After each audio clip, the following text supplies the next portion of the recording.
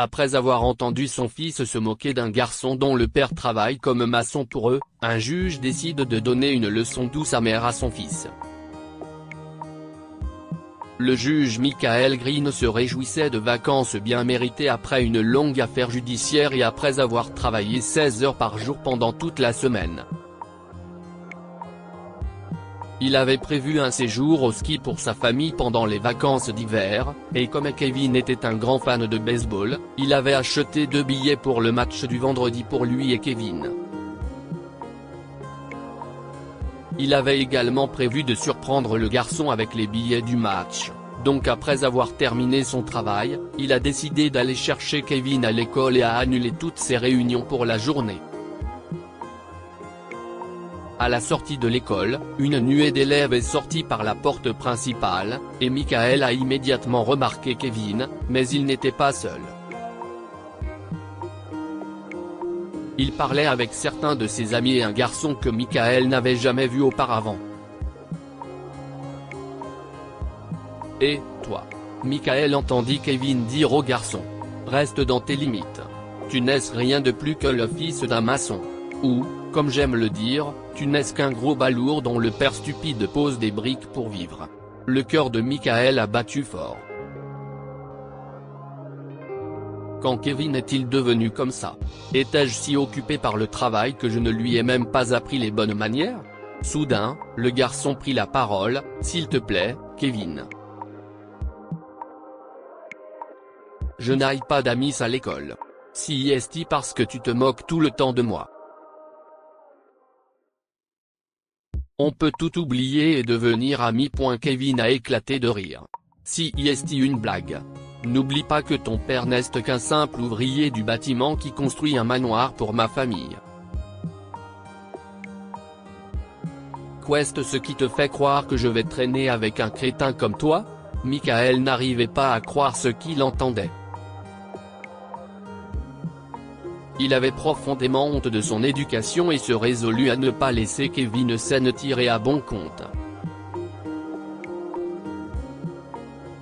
Si tu crois que tu peux insulter quelqu'un et t'en sortir, Kevin, tu te trompes, se promit-il, élaborant rapidement une stratégie pour lui donner la bonne leçon.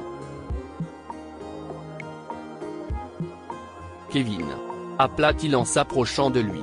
Allons-y. Papa? Kevin a affiché un large sourire en se retournant.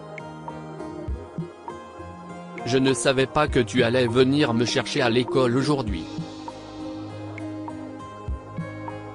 Comment s'est passée l'affaire? Tout est fait? Michael regarda le large sourire de son fils, puis le garçon dont les yeux s'agrandirent à la remarque de Kevin. Kevin, comment peux-tu sourire après t'être moqué du garçon? De quoi parlais-tu avec le garçon, Kevin? Michael demande alors qu'ils se dirigent vers leur voiture. Oh rien, papa. Si est-il juste un loser, tu sais point et qu'est ce qui te fait penser que si est-il un loser? Allez, papa. Son père est juste un maçon. Il est tellement pauvre qu'il n'a jamais fait un seul voyage international. Et puis il veut être ami avec moi. Mais quel est le problème avec ça, Kevin? Papa. Vraiment? Kevin a roulé des yeux alors qu'il était assis dans la voiture. Tom est un de ces ringards, papa. Il est ici grâce à une bourse, et son père ne peut même pas payer les frais de scolarité. Pourquoi je serais ami avec quelqu'un comme lui? Ah. Vraiment? Dit Michael à voix basse. Eh bien, j'allais t'emmener à un match de baseball aujourd'hui, et j'avais prévu un voyage au ski pour les vacances, mais… Quoi? Un match de baseball et un voyage au ski? Papa, tu es tellement cool. Je t'aime. Tu penses vraiment que je suis cool? Bien sûr, papa. Kevin a dit, son visage brillait d'un sourire éclatant. Eh bien, fils, continue Michael. J'ai changé Davis. Le match et le voyage sont annulés, et je t'emmène ailleurs. Quoi? Pas question, papa. Kevin a crié. Fais-moi confiance, fiston. Ça va en valoir la peine. Michael déclara, et au lieu d'aller au stade de baseball, il emmena son fils dans le quartier où il avait grandi. Kevin fut perplexe lorsqu'il se retrouva dans un quartier sombre, miteux, avec de vieilles maisons défoncées. C'est quoi cet endroit sale, papa? Pourquoi on est là?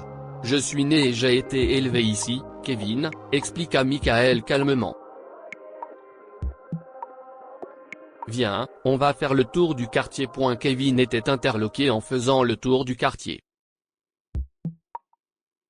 Papa, tu as vraiment vécu ici? C'est tellement sale. Eh bien, fils. Ta grand-mère était une mère célibataire qui travaillait comme femme de ménage dans une école. Tu vois ce bâtiment de l'autre côté de la rue? Cette vieille maison presque en ruine? C'est là que j'habitais. Quoi? Grand-mère travaillait comme femme de ménage? Kevin ne croyait pas ses oreilles. Oui, mon fils, continue Michael tranquillement.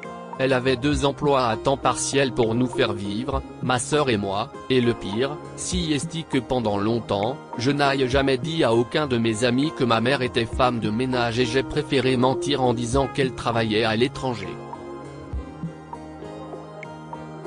Mais un jour, elle a découvert que j'avais menti à tout le monde à son sujet. J'ai eu très honte de moi, et je n'ai jamais pu me pardonner ce que j'ai fait. Comment as-tu pu faire ça, papa? Grand-mère est la personne la plus douce que j'ai jamais connue. Ce n'est pas parce qu'elle travaillait comme femme de ménage. Kevin s'est brusquement arrêté en réalisant qu'il avait fait la même chose à Tom. Il s'était moqué de lui parce que son père était maçon, et il réalisait maintenant que ce n'était pas juste. Et j'ai fait la même chose à Tom, papa. Je n'aurais pas dû faire ça, hein? Tu as raison, Kevin, dit Michael avec douceur. Donc tu vas t'excuser auprès de lui et me prouver que mon fils est une bonne personne. De plus, tu vas aider le père de Tom pendant les vacances d'hiver. D'accord? Kevin a acquiescé, et la fois suivante où il est allé à l'école, il s'est excusé auprès de Tom pour son comportement impoli. Plus tard, pendant les vacances d'hiver, il a également suivi sa punition et a travaillé avec le père de Tom. Cependant, une fois qu'il a commencé à travailler sur le site, il a réalisé que cela n'allait pas être facile. Il était épuisé quelques heures seulement après l'avoir rejoint sur le chantier, et puis il y avait le père de Tom, qui travaillait 8 heures par jour, tous les jours. Le travail sur le chantier a appris à Tom que juger et se moquer des autres n'est pas bon. Non seulement il a cessé de se moquer des autres après ce jour, mais il est aussi devenu un bon ami de Tom. Que pouvons-nous apprendre de cette histoire? Vous ne comprendrez pas la situation de quelqu'un tant que vous ne vous mettrez pas à sa place. Kevin a réalisé à quel point le travail du père de Tom était difficile lorsqu'il a commencé à l'aider sur le site. Respectez toutes les professions. Quel que soit le métier, il faut beaucoup de travail et d'efforts pour accomplir sa tâche. Kevin l'a appris à ses dépens en travaillant sur le chantier avec le père de Tom. Si vous avez aimé cette histoire, vous aimerez sans doute celle d'un garçon orphelin qui attend sa mère à un arrêt de bus avant qu'une femme ne descende du bus et le prenne. Abonnez-vous à Mon Mama sur Google News.